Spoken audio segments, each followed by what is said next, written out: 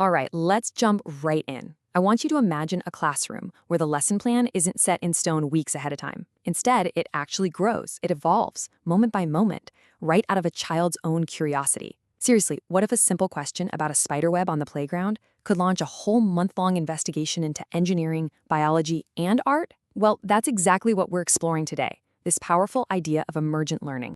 This whole philosophy really hangs on this incredible idea from Loris Malaguzzi. He was the founder of the famous Reggio Emilia approach over in Italy. And what's so cool about this quote is the total shift in perspective it asks of us. It's not about teachers just pouring knowledge into kids' heads. Nope. It's about seeing that children are these little active scientists. They're constantly building their own understanding of the world. Our job? It's to be their co-researcher, to provide the tools and resources for their big explorations. And this slide just lays out the difference perfectly. On one side, you've got your traditional predetermined curriculum. It's usually teacher-directed, all pre-planned, and it's designed to get the same outcome for every single kid, kind of like a cookie-cutter model. But then on the other side, you have an emergent curriculum. This is totally child-inspired, it's flexible, and it doesn't just teach facts, it chases after wonder. It's really the difference between following a recipe word for word and creating a brand new dish based on the amazing ingredients you just discovered. So how do we actually do this? Well, it all starts with following the child's lead. This is the absolute heart of emergent curriculum. Just think of it like nurturing a tiny little spark of curiosity until it grows into a big warm fire. A great example is in the College of the Canyons ECE textbook, a core resource for a lot of you, where it talks about a group of preschoolers who were just totally captivated by a construction site next to their school. That fascination? That's the spark. So the most important thing to get here is that emergent curriculum isn't some prepackaged box of activities. It's a philosophy. It's a whole way of being with children that really honors what they're into, what their questions are, right here and right now. The curriculum isn't something we do to kids, it's something we build with them. So how does this work in practice? Well, it's a continuous cycle. It kicks off with step 1, observe. You're just watching. Let's say you notice some kids are totally obsessed with how the afternoon sun is making these long, crazy shadows on the playground. Step 2 is to document. You might grab a camera, take some pictures of their shadow puppets, or maybe write down their questions about shadow monsters. Next, you reflect, and you ask, what are they really exploring here? Is it light? Is it size? Storytelling? From there, you plan. You brainstorm possibilities, what we call provocations, which is really just a fancy word for an invitation to explore an idea more deeply. So you might plan to bring in an overhead projector and some cool objects into a dark corner of the room. And finally, you implement it. You introduce the new materials, and guess what? The whole cycle starts all over again as you observe what they do next.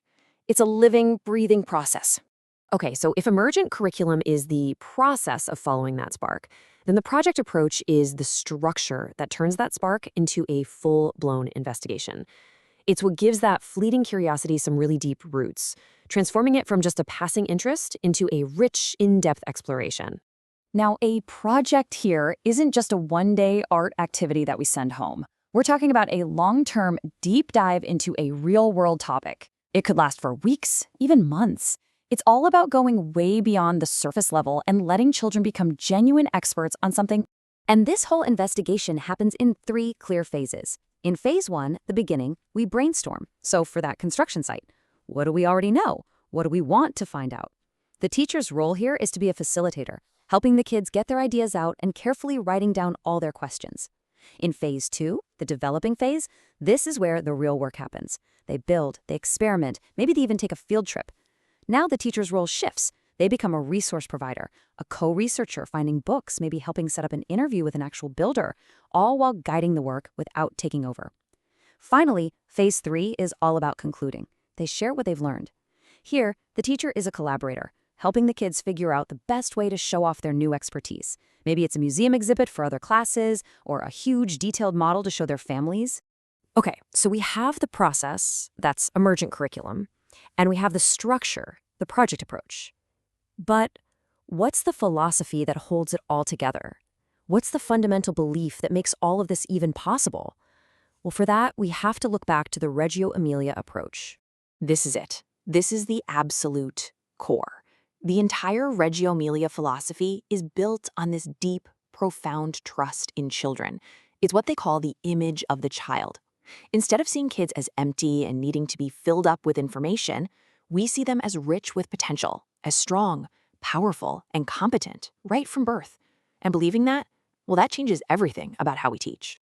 And in this philosophy, learning is supported by this network they call the three teachers. So let's go back to our construction project. The parent as a teacher? That could be a dad who's an architect sending in a real blueprint. The classroom teacher, as we've seen, is that co-researcher asking great questions and finding materials for the kids. And the environment as the third teacher? Well, that's setting up the block area with little hard hats, drafting paper, and photos of real construction sites to totally immerse them in the work. The classroom itself becomes an active part of their learning. Okay, so we've just talked about three pretty big ideas: emergent curriculum, the project approach, and the Reggio Emilia philosophy. So how do they all fit together? Just take a second and think about how you would connect those dots. Here it is. It's a really simple way to look at it. The Reggio Emilia approach is the why. It's that core belief in the competent child. Emergent curriculum is the how. That's the day-to-day process of observing and responding to that child's interests. And the project approach? That's the what. It's the structure we use to help them do their deep dive investigations. Why, how, and what. It's such a powerful logical flow that puts the child right at the absolute center of everything. So let's end with this. Because this isn't just theory, right? It's a call to action. When you walk into a classroom, you're not just looking for behaviors to manage. You're looking for sparks. A question about a puddle, a fascination with shadows, a deep interest in how the garbage truck works. Every single one of those is a potential beginning for something amazing. The only question is, which one will you follow?